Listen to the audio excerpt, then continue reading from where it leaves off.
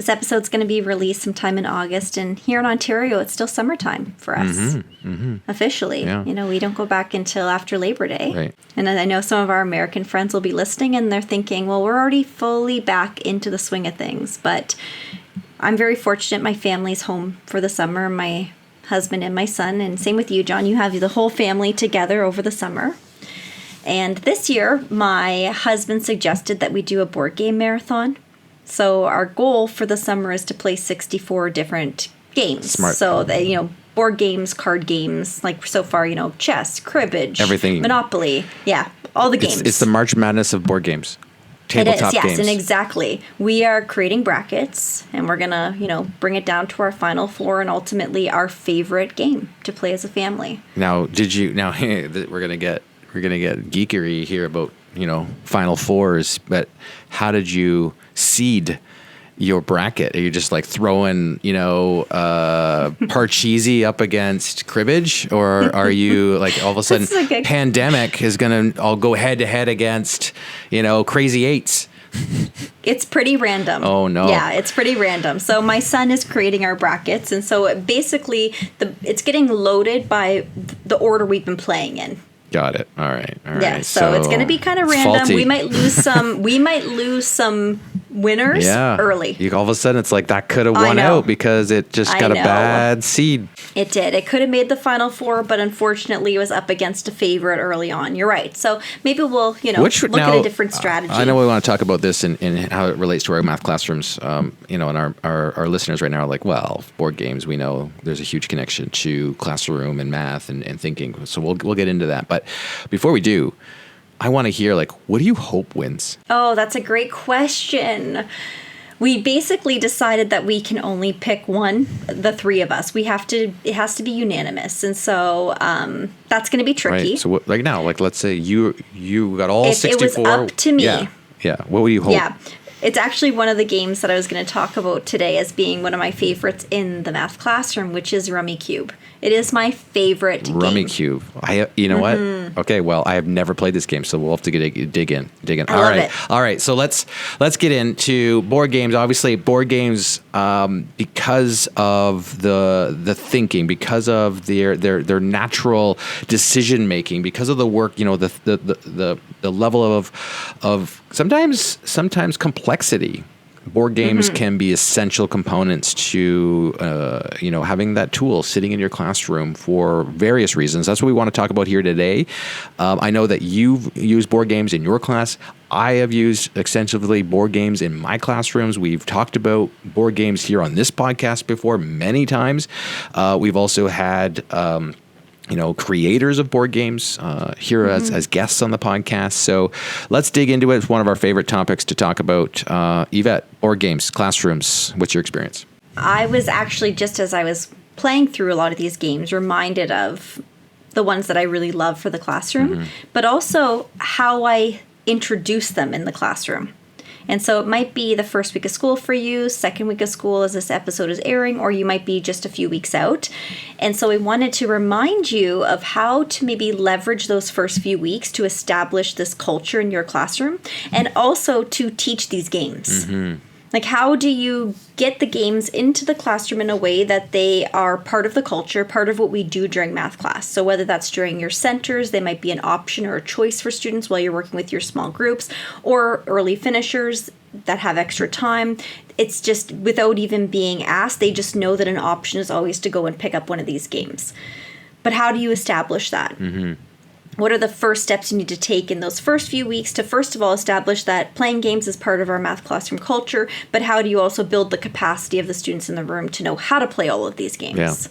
Yeah. I've always been a big fan of that first week. We've got a resource on how to kick off your school year without a hitch. You can head on over to makemathmoments.com/start. That resource there has a number of resources on how to, what your first week could look like. What are some of the resources? What are those activities? And we often include, and inside those resources, in the way that I've done this in my, say, high school classrooms, has always done a version of puzzly type games in the beginning for in that first week for various purposes. One specific purpose is so that we can talk about what good group work looks like. Like what is a good player or a teammate look like? Because I think I always chose puzzly type games that were collaborative.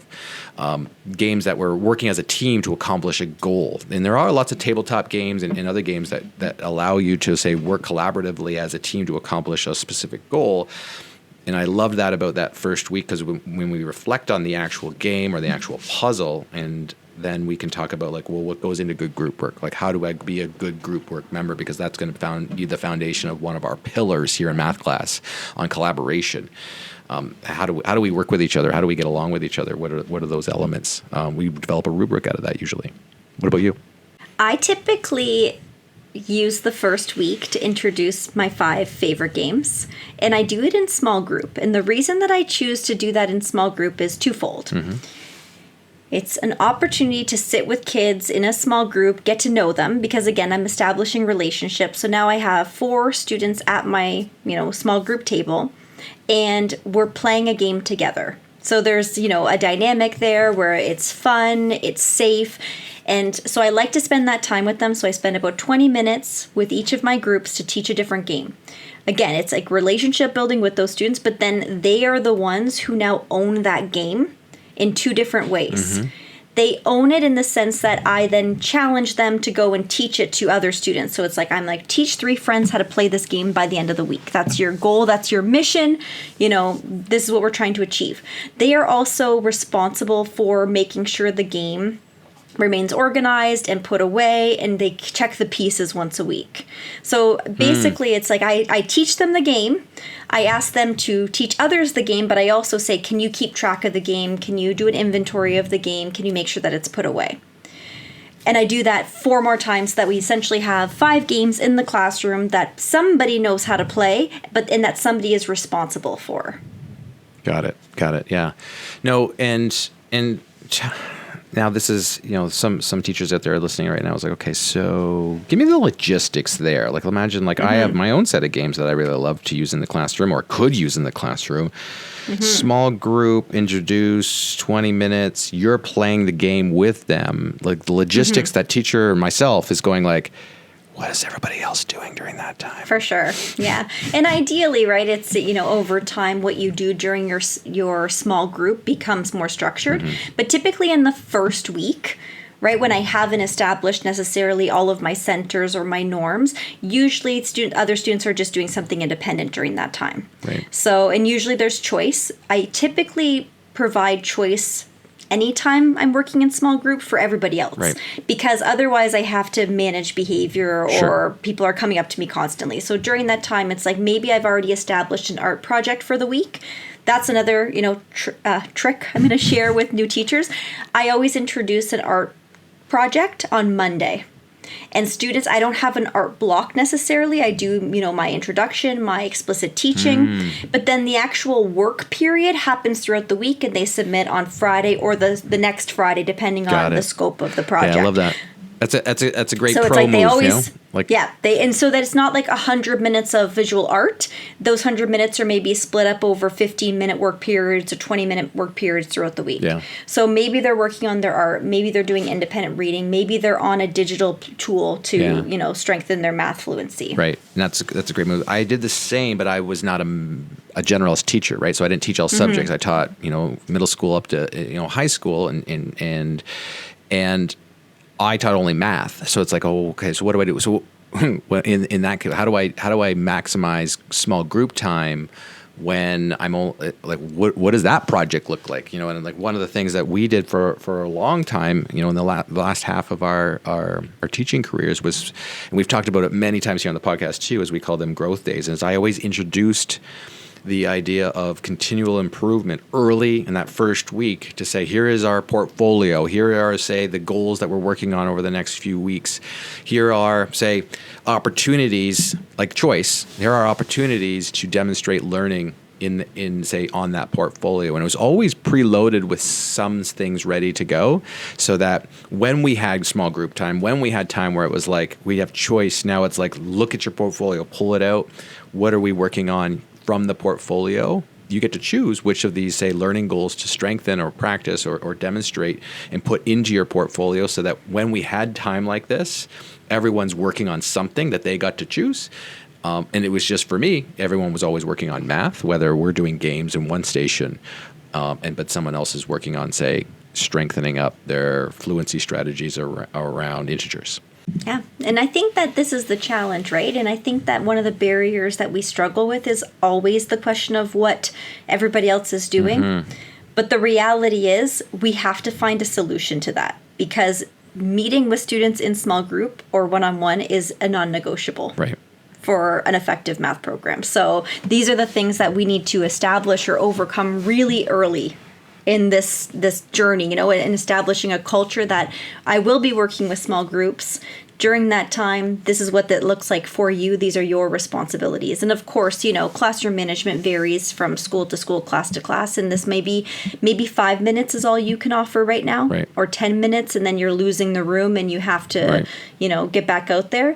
But even 5 minutes is better than, I could teach a game in 5 minutes. Right.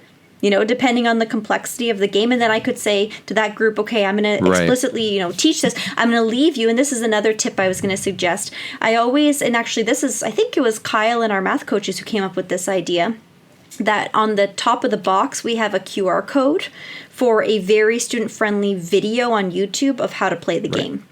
So that if they forget or they need another reminder, they can quickly watch that video, as well as, the instructions, of course, in the box. Yeah, that makes sense. Now, when we think about what is everyone else doing, because the other question that comes up specifically, I think, when we think about games is to say, because I know that you're going to share some of your favorite games, but the other question that I think comes up is do we have time to play games? Is games part of my curriculum? What standards am I hitting if I'm bringing in games? And I think it's am I looking at content standards? Are there other standards that we're prioritizing here? Talk to us about making the case that games make sense in our classrooms. Oh man. We could do a whole episode. That's what this episode is. Bring in some guests. Just this topic alone, there's a lot of brain science out there right now. We talk about the science of math, and there's actually a significant amount of research in brain science about the benefit of games. Right. And how, it's almost like we are doing ourselves a disservice and our students a disservice if we don't.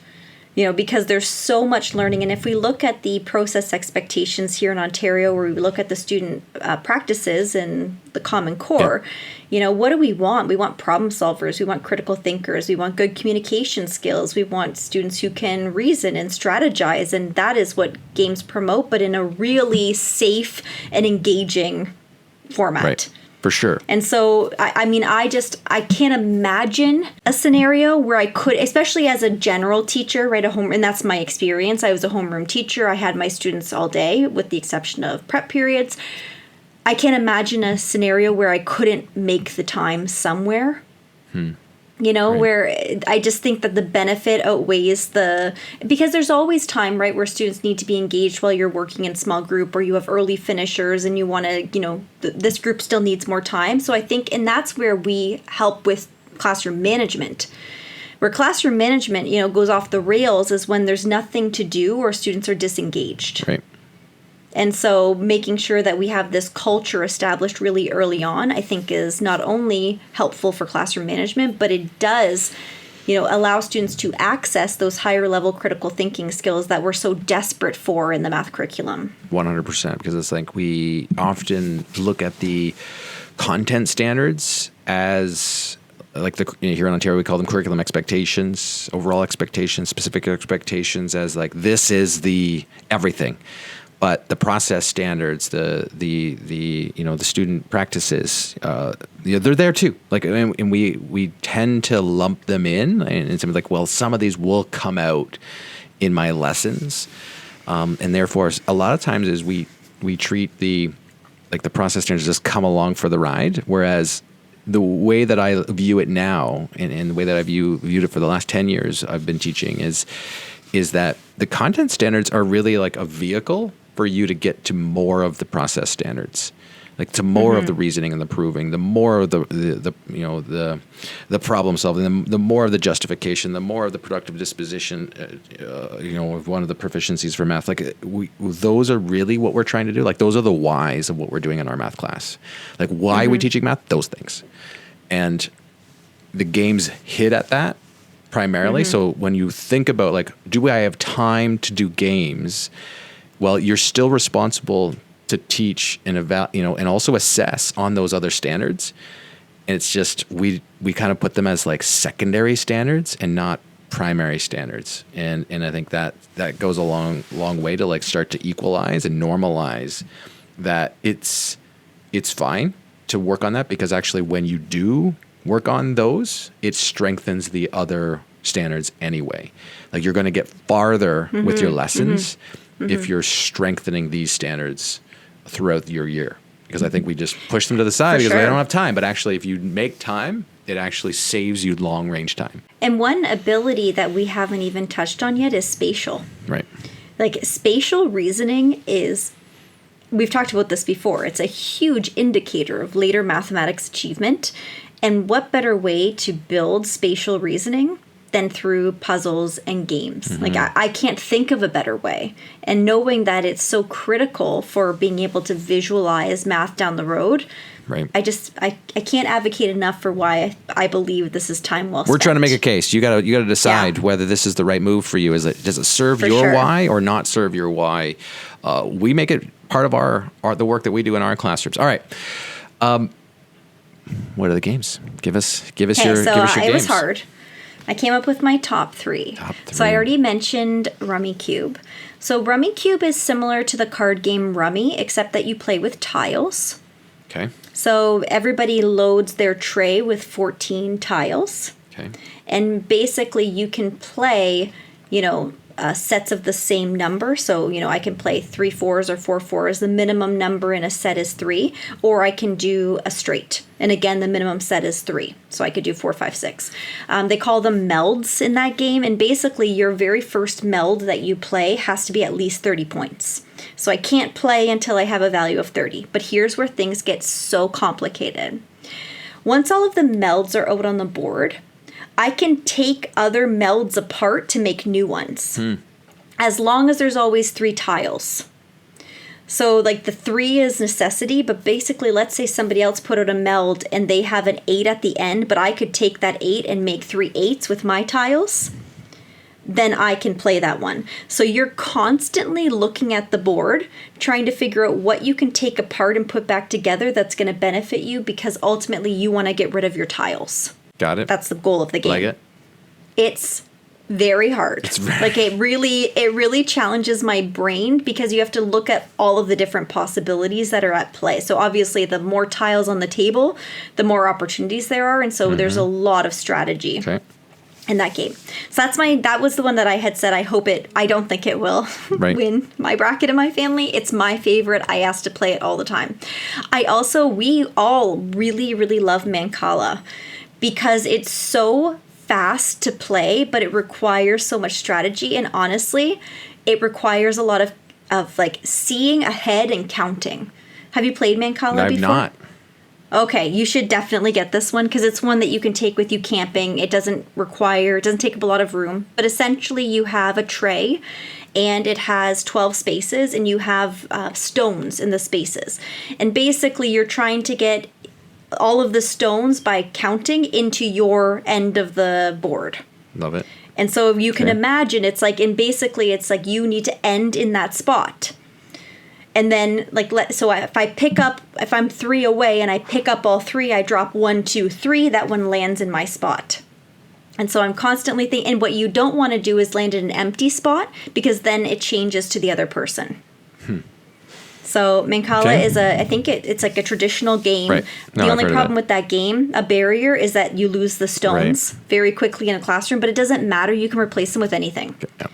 Like, so I've seen some people replace them with like dried beans. Right. Like, it doesn't need to be the stones. It can be, cubes from your math kit. It doesn't have to be the stones, although the stones have like a satisfying feel and sound. Right. So that's my other one. My last one, which is probably very familiar to most math teachers is Blockus, but I recently got Blockus 3D, which was a game changer. It's awesome. We are a Blockus family. Okay, Blockus. So Leto is amazing at Blockus, and we've played with him.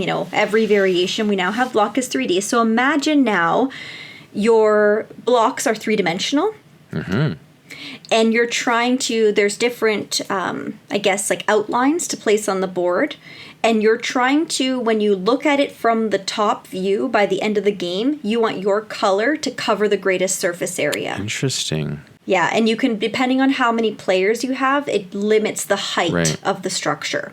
So if it's 2-player, you can only go 4 rows high. All right. But, you have to imagine, you're trying to strategically place pieces into this 3-dimensional structure by making sure that you are not covering up your own color because you want to have the greatest surface area. Interesting. Yeah, Blockus 3D. It's one of my new favorites. Love it. Yeah. No, I'm gonna put that on my list to have a peek at. Some of the games that I played primarily in our classroom, I think we've shared here on the podcast before, is I played them in 2 different versions. One is when small groups get together and play each other, but then also we play them as a class.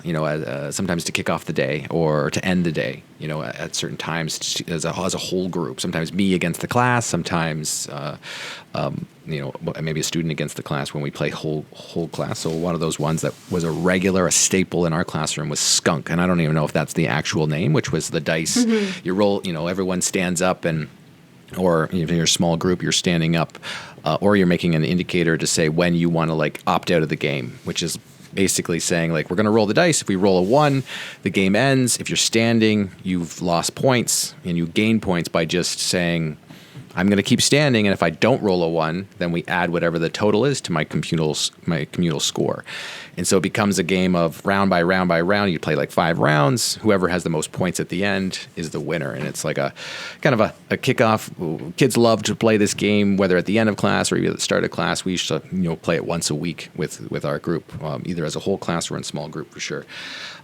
Skyscrapers is kind of that puzzly type game we used to play in the beginning of the week. It's more puzzly, community. So it's here's one puzzle, and if you want, we'll put these games in the show notes so you have links to them, or resources to have a look at. But Skyscrapers being like that, let's make sure that we fit where these tall buildings or these various sizes of buildings can fit on the scale based on some criteria that we have to hit. Always kind of a favorite to play in, say, teams. Together. Another one that we played was, I got this off of Sarah Vanderwerth, which was the 5x5 game.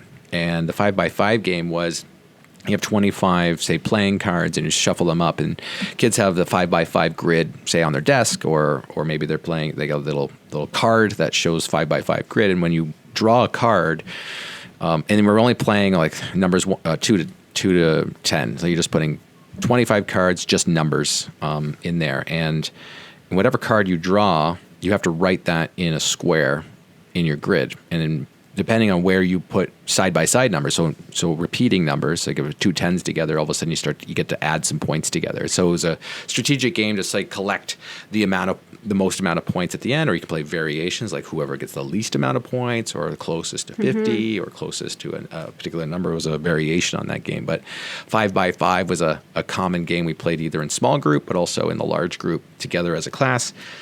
I think one of the ones that's not really a tabletop game, which was a game that we always played as a whole group, was 20 questions. It was like a Friday staple in our class, is that I would choose an object in the classroom, and kids as a team had 20 questions to try to narrow down what I had chosen. And we would keep a running tally, and then we'd flip it.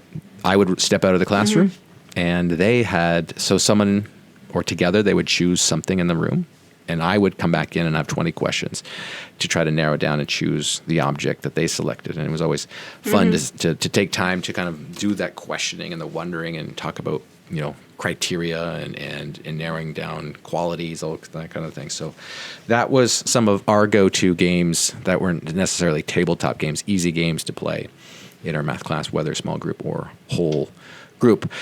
hopefully we made the case here that games are an important part of your math class. Whether they are hitting your standards or whether they're strengthening the math practice process is why we're choosing to play those games. So, what are your favorite games? We'd love to hear. Hit reply on any emails you get from us, or reach out to us so that we can learn more games that maybe we've missed along the way, or maybe that you've got a game changer for your classroom. But let us know.